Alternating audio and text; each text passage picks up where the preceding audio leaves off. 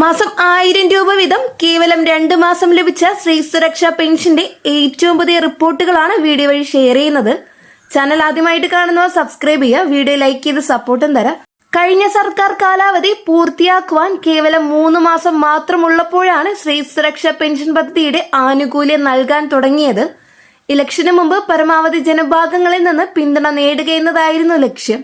എന്നിട്ടും കേവലം 2 മാസം മാത്രമാണ് പെൻഷൻ ആനുകൂല്യം കഴിഞ്ഞ സർക്കാർ വിതരണം ചെയ്തത്.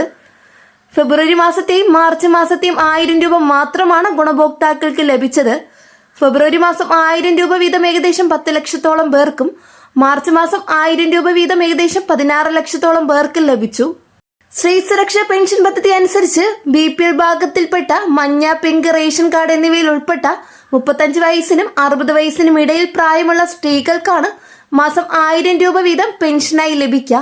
സർക്കാർ, അർദ്ധ സർക്കാർ ജോലിയോ പൊതുമേഖലാ സ്ഥാപനങ്ങളിൽ സ്ഥിരം ജോലിയോ കരാർ ജോലിയോ ഉള്ളവർക്ക് ഈ ആനുകൂല്യം ലഭിക്കില്ല. ഈ പദ്ധതിയിലേക്ക് സംസ്ഥാനത്തൊട്ടാകെ ഏകദേശം 18 ലക്ഷത്തോളം സ്ത്രീകളാണ് ഇതുവരെ മാസം 1000 രൂപ വീതമുള്ള ധനസഹായത്തിന് അപേക്ഷകൾ സമർപ്പിച്ചിട്ടുള്ളത്. കൃത്യമായ പരിശോധനകൾക്ക് ശേഷം ഇതിൽ 16 ലക്ഷത്തോളം ഗുണഭോക്താക്കളുടെ അപേക്ഷകൾ വകുപ്പ് തലത്തിൽ അംഗീകരിക്കപ്പെടുകയും ചെയ്തിട്ടുണ്ട്.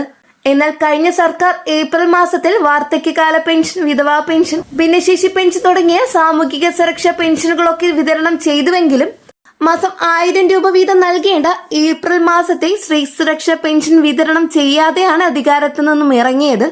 പുതുതായി അധികാരമേറ്റ UDF സർക്കാർ മെയ് മാസത്തിലെ സാമൂഹിക സുരക്ഷാ പെൻഷൻ തുകയായ 2000 രൂപയുടെ വിതരണം മെയ് 26 തന്നെ സംസ്ഥാനത്ത് ആരംഭിച്ചിരുന്നു. അതിന്റെ വീടുകളിലേക്കുള്ള പെൻഷൻ വിതരണവും ഇപ്പോൾ ഏതാണ്ട് അവസാനിച്ചിരിക്കുകയാണ്. പുതുതായി അധികാരമേറ്റ UDF സർക്കാരും സ്ത്രീ സുരക്ഷാ പെൻഷൻ വിതരണം ചെയ്യുന്നില്ല.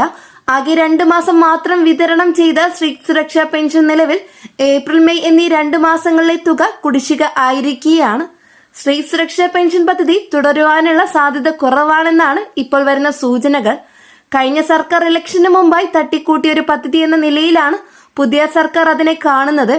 2 മാസത്തെ ആനുകൂല്യം നൽകിയ ശേഷം 3-ാം മാസത്തിൽ കഴിഞ്ഞ സർക്കാർ തന്നെ ആനുകൂല്യം നൽകാതെ അവസാനിപ്പിച്ച പദ്ധതി എന്ന രീതിയിലാണ് പുതിയ സർക്കാർ അതിനെ കാണുന്നതെന്നും സൂചനയുണ്ട്.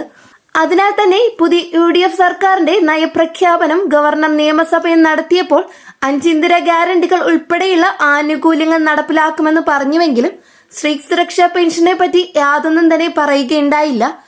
തദ്ദേശ സ്വയംഭരണ വകുപ്പാണ് സ്ത്രീ സുരക്ഷാ പെൻഷൻ പദ്ധതി നടപ്പിലാക്കുന്നത്. പുതിയ സർക്കാർ അധികാരത്തിൽ വന്ന ശേഷം ആ വകുപ്പ് കൈകാര്യം ചെയ്യുന്ന മന്ത്രി KM ഷാജിയോ സ്ത്രീ സുരക്ഷാ പെൻഷൻ തുക വിതരണത്തെ പറ്റി യാതൊന്നും തന്നെ പറഞ്ഞിട്ടില്ല. ധനവകുപ്പ് കൈകാര്യം ചെയ്യുന്ന മുഖ്യമന്ത്രി VD സതീശൻ മെയ് മാസത്തെ ക്ഷേമ പെൻഷൻ വിതരണം ചെയ്യുന്ന തീയതി പ്രഖ്യാപിക്കുകയും അതിനുവേണ്ടി 1070 കോടി രൂപ അനുവദിച്ചതായി അറിയിക്കുകയും ആ തുക വിതരണം ചെയ്യുകയും ചെയ്തിരുന്നു. പക്ഷേ മുഖ്യമന്ത്രിയും സ്ത്രീ സുരക്ഷാ പെൻഷൻ വിതരണത്തെക്കുറിച്ച് യാതൊന്നും ഇതുവരെയും പറഞ്ഞിട്ടില്ല.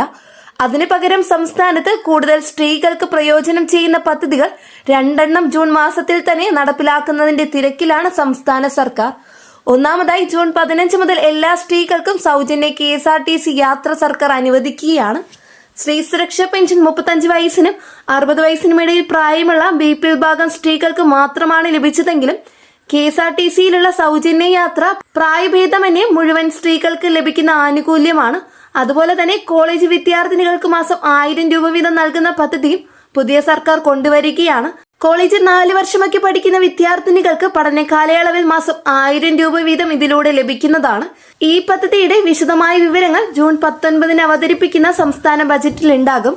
സ്ത്രീ സുരക്ഷാ പെൻഷൻ പദ്ധതി പുതിയ മാറ്റങ്ങൾ വരുത്തിയോ വരുത്താതെയോ സർക്കാർ തുടരുമോ എന്ന കാര്യവും ബജറ്റിലൂടെ തന്നെ അറിയുവാൻ സാധിക്കും. പേര് മാറ്റിയോ അല്ലാതെയോ സംസ്ഥാന സർക്കാർ സ്ത്രീ സുരക്ഷാ പെൻഷൻ പദ്ധതി തുടരുകയാണെങ്കിൽ ഈ വർഷം അതിനുവേണ്ടി നൽകുവാനുള്ള തുക ബജറ്റിൽ പ്രഖ്യാപിക്കേണ്ടി വരും. അതിലൂടെ ഈ പദ്ധതി തുടരുമോ എന്ന കാര്യത്തിലുള്ള സംശയത്തിന് ഉത്തരവുമാകും.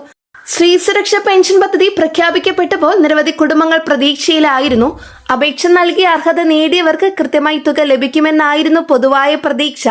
എന്നാൽ കാലക്രമേണ നിരവധി ഗുണഭോക്താക്കൾക്ക് തുക ലഭിക്കുന്നതിൽ കാലതാമസം നേരിടുന്നതായി പരാതിപ്പെടാൻ തുടങ്ങി.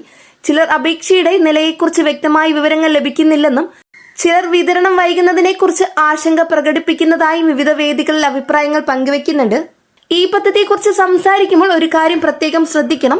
സോഷ്യൽ മീഡിയയിലും യൂട്യൂബിലുമെല്ലാം നിരവധി വിവരങ്ങൾ പ്രചരിക്കുന്നുണ്ട്. എന്നാൽ ഔദ്യോഗിക അറിയിപ്പുകളും സർക്കാർ രേഖകളും പരിശോധിച്ച ശേഷമാണ് ഒരു വിവരം ഉറപ്പിച്ച് പറയേണ്ടത്. കാരണം തെറ്റായ വിവരങ്ങൾ ഗുണഭോക്താക്കളിൽ അനാവശ്യ ആശങ്ക സൃഷ്ടിക്കാൻ ഇടയാകും. ഇന്ന് പല കുടുംബങ്ങളുടെയും പ്രധാന ആവശ്യം രാഷ്ട്രീയ ചർച്ചകളല്ല, അർഹതയുള്ളവർക്ക് അവരുടെ ആനുകൂല്യം സമയത്ത് ലഭിക്കണമെന്നതാണ്. മാസങ്ങളോളം കാത്തിരുന്നിട്ടും തുക ലഭിക്കാത്ത സാഹചര്യങ്ങൾ ഉണ്ടാകുമ്പോൾ സാധാരണക്കാരായ സ്ത്രീകൾക്ക് അത് വലിയ സാമ്പത്തിക പ്രതിസന്ധിയാകാം. ചിലർ വായ്പയെടുത്ത് ജീവിതം മുന്നോട്ട് കൊണ്ടുപോകുന്നു, ചിലർ ബന്ധുക്കളെയും സുഹൃത്തുക്കളെയും ആശ്രയിക്കുന്നു, ചിലർ ചികിത്സ പോലും മാറ്റിവെക്കേണ്ട അവസ്ഥയിലാകുന്നു. ഒരു ക്ഷേമ പദ്ധതിയുടെ യഥാർത്ഥ വിജയം അതിന്റെ പ്രഖ്യാപനത്തിലല്ല, മറിച്ച് ആ പദ്ധതിയുടെ ഗുണം കൃത്യമായി ജനങ്ങളിലേക്ക് എത്തിക്കുന്നതിലാണ്. അർഹരായ ഓരോരുത്തർക്കും സമയബന്ധിതമായി ആനുകൂല്യം ലഭിക്കുമ്പോഴാണ് ആ പദ്ധതിയുടെ ലക്ഷ്യം പൂർത്തിയാകുന്നത്. സ്ത്രീ സുരക്ഷ പെൻഷൻ ഒരു സാമ്പത്തിക സഹായ പദ്ധതി മാത്രമായിരുന്നില്ല, സമൂഹത്തിലെ ബുദ്ധിമുട്ടുകൾ നേരിടുന്ന സ്ത്രീകൾക്ക് ആത്മവിശ്വാസം നൽകുന്ന ഒരു ക്ഷേമ പദ്ധതിയായിരുന്നു. അതുകൊണ്ട് തന്നെ ഈ പദ്ധതിയുമായി ബന്ധപ്പെട്ട എല്ലാ നടപടികളും വിതരണവും കൂടുതൽ സുതാര്യവും വേഗത്തിൽ നടപ്പിലാക്കണമെന്നാണ് ജനങ്ങളുടെ ആവശ്യം. അവസാനം ഒരു കാര്യം പറയട്ടെ, സ്ത്രീ സുരക്ഷ പെൻഷൻ പോലുള്ള ക്ഷേമ പദ്ധതികൾ സമൂഹത്തിലെ ഏറ്റവും ആവശ്യമുള്ള വിഭാഗങ്ങളിലേക്ക് എത്തേണ്ടതാണ്. അർഹരായ ഒരു ഗുണഭോക്താവും അവഗണിക്കപ്പെടരുത്. വിതരണം സംബന്ധിച്ച ബുദ്ധിമുട്ടുകൾ ഉണ്ടെങ്കിലും അവ പരിഹരിക്കപ്പെടണം. അപേക്ഷ നൽകിയവർക്ക് വ്യക്തമായ വിവരങ്ങൾ ലഭ്യമാകണം. ഏറ്റവും പ്രധാനമായി ഈ പദ്ധതി പ്രതീക്ഷയോടെ കാത്തിരിക്കുന്ന ഓരോ സ്ത്രീക്കും സമയത്ത് ആനുകൂല്യം ലഭിക്കണം. സ്ത്രീ സുരക്ഷാ പെൻഷനെ കുറിച്ച് സംസാരിക്കുമ്പോൾ മറ്റൊരു പ്രധാന കാര്യം കൂടി മനസ്സിലാക്കണം. ഒരു ക്ഷേമ പദ്ധതി പ്രഖ്യാപിക്കപ്പെടുമ്പോൾ അതിന്റെ വിജയവും പരാജയവും വിലയിരുത്തേണ്ടത് രാഷ്ട്രീയ കാഴ്ചപ്പാടിലല്ല, മറിച്ച് സാധാരണ ജനങ്ങൾക്ക് അതിന്റെ പ്രയോജനം ലഭിക്കുന്നുണ്ടോ എന്ന അടിസ്ഥാനത്തിലാണ്. സർക്കാർ മാറിയാലും ഭരണകൂടം ഏതായാലും ജനങ്ങളുടെ ക്ഷേമ പദ്ധതികൾ തടസ്സമില്ലാതെ മുന്നോട്ട് പോകണമെന്നതാണ് പൊതുസമൂഹത്തിന്റെ ആഗ്രഹം. ഇന്ന് നിരവധി ഗുണഭോക്താക്കൾ പറയുന്നത് അപേക്ഷ നൽകിയിട്ടും കൃത്യമായ വിവരങ്ങൾ ലഭിക്കുന്നില്ല. വിതരണം എപ്പോൾ നടക്കുമെന്ന കാര്യത്തിൽ വ്യക്തത വേണം. അർഹരായ എല്ലാവർക്കും ആനുകൂല്യം സമയത്ത് ലഭിക്കണമെന്നതാണ്. അതേസമയം ഭരണകൂടത്തിന്റെ ഭാഗത്തു നിന്ന് ധനപരമായ വെല്ലുവിളി നടപടിക്രമങ്ങളുമായി ബന്ധപ്പെട്ട കാര്യങ്ങളും ഉണ്ടാകാമെന്ന അഭിപ്രായം ഉയരുന്നുണ്ട്. അതിനാൽ ഔദ്യോഗിക അറിയിപ്പുകൾ ശ്രദ്ധിക്കുകയും സ്ഥിരീകരിച്ച വിവരങ്ങൾ മാത്രം വിശ്വസിക്കുകയും ചെയ്യേണ്ടത് വളരെ പ്രധാനമാണ്. ഈ സ്ത്രീ സുരക്ഷാ പദ്ധതിയെക്കുറിച്ചുള്ള തുടർ വിവരങ്ങൾ അറിയണമെങ്കിൽ ഈ വരുന്ന 19-ാം തീയതിയുള്ള ബജറ്റിൽ മാത്രമേ നമുക്ക് സാധിക്കുകയുള്ളൂ. ഈ വിഷയത്തിൽ പുതിയ ഔദ്യോഗിക വിവരങ്ങളോ സർക്കാർ അറിയിപ്പുകളോ പുറത്തു വരുമ്പോൾ അവ പരിശോധിച്ച് കൃത്യമായ വിവരങ്ങൾ നിങ്ങളിലേക്ക് എത്തിക്കുന്നതാണ്. അതുവരെ അഭ്യൂഹങ്ങൾ പ്രചരിപ്പിക്കാതെ വസ്തുതകൾ അടിസ്ഥാനമാക്കിയുള്ള ചർച്ചകൾക്ക് പ്രാധാന്യം നൽകാം. വളരെ പ്രധാനപ്പെട്ട ഇൻഫർമേഷൻ ആണ് ഇന്നത്തെ വീഡിയോയിലൂടെ ഷെയർ ചെയ്തിട്ടുള്ളത്. ഈ ഒരു വീഡിയോ യൂസ്ഫുൾ ആയെന്ന് വിശ്വസിക്കുന്നു. വീഡിയോ ഉപകാരപ്രദമായ ചാനൽ സബ്സ്ക്രൈബ് ചെയ്യുക, തൊട്ടടുത്ത് കാണുന്ന ബെല്ലൈക്കൺ അമർത്താനും മറക്കരുത്. കൂടാതെ സുഹൃത്തുക്കളിലേക്ക് ഷെയർ ചെയ്തെത്തിക്കുക. നെക്സ്റ്റ് ഒരു അപ്ഡേറ്റ്സുമായിട്ട് വീണ്ടും കാണാം. എല്ലാവർക്കും നന്ദി, നമസ്കാരം.